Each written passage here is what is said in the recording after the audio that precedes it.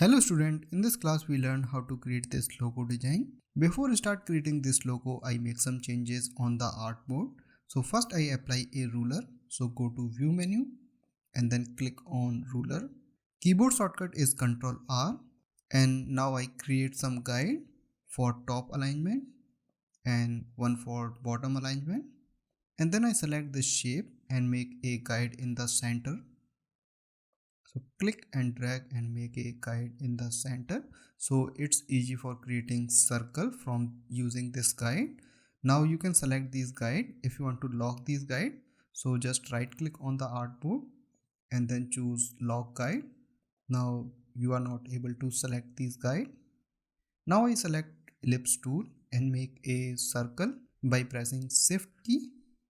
If you click and drag, create a circle from the edge, and if you want to create a circle from the center, press alt and shift both key and then create a circle aligned with the top and bottom guidelines.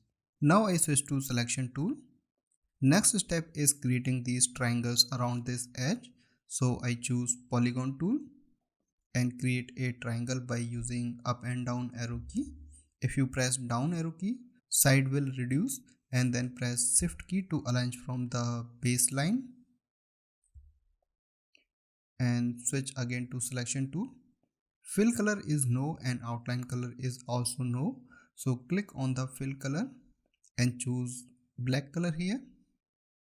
Same as I select this circle and fill a black color here also, and then place at this position. I think circle size is bigger, so I select this, and by pressing shift and alt I reduce the size from the center.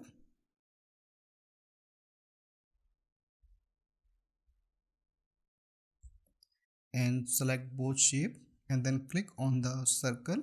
So this circle will lock and then align from the center. If you want to change the circle size, select this and then make some changes.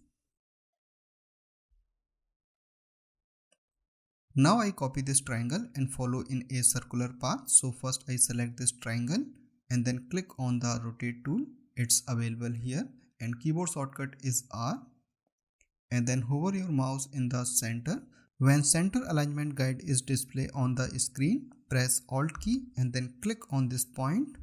A flyout is displayed. Here you can type a formula. 360 is total angle and divided by the number of copies. I assume 30 triangle is here, so I type 30 and then click on the preview button so you can check the preview, and then click on the copy. So a copy of this triangle is created. Now we repeat this step again and again. So press Ctrl D to repeat the step. By pressing Ctrl D you can repeat again and again till the end point. Okay, so triangle creation is complete. Now I select all the triangle and circle shape and then click on the unite button. So all the shape will convert into one shape. Now I create a circle again. So I switch to ellipse tool and then create a circle by using this guideline by pressing shift and alt key, and this circle should be smaller than this shape and fill with a different color. Then we align both shape. So by using shift key you can select multiple shape and then click again this shape. So this will lock, and then use align. So it's aligned from the horizontal and vertical center. Then click outside to deselect. This time I create a duplicate copy of this circle by pressing alt and drag. You can create a duplicate copy. Then select both shape by window selection and then click on the minus in the pathfinder. So we divide the shape from the center. Now select this circle and make some changes in fill color. I fill with white color, or you can also use no color, and in the outline fill with black color, and then press shift and alt key and reduce the size little bit. And if you want to increase the stroke size you can use 3 or 4 point.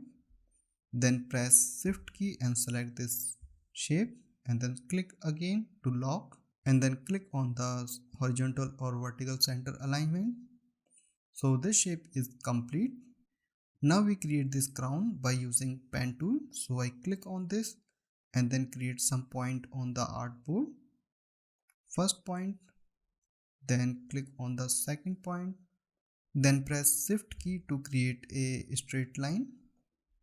Then press shift key again and create a point on the top, and then create another point, and then click on the first point. Now we arrange these points little bit.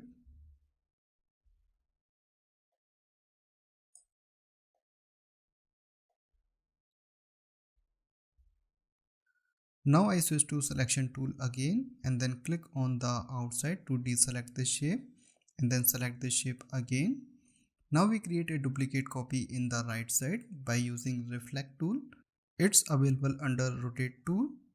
Click on this. Keyboard shortcut is O. By pressing alt key, click on this center line and click on the vertical radio button. Make sure preview button is checked, so you can check the preview, and then click on the copy button. So a duplicate shape is created. Now select both shape and then click on the unite. So center line will remove. Now switch to fill color and then place here, and the placement is very easy. Click on the center alignment and then reduce the size by pressing alt and shift key. Then make circle on the corners. So choose ellipse tool and then create a circle here, and then place by using selection tool, and then make duplicate copy, zoom little bit and place here. Okay, so select all the shape and then click on the unite button. Now I copy this text and then place here and change the color.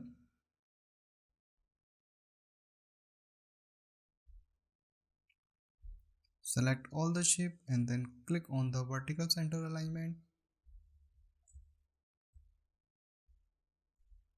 Now we create some star by using star shape, and then place here. Make a duplicate copy by using alt and shift key. Then press Ctrl D to repeat the step. Then select all the stars. You can make a group.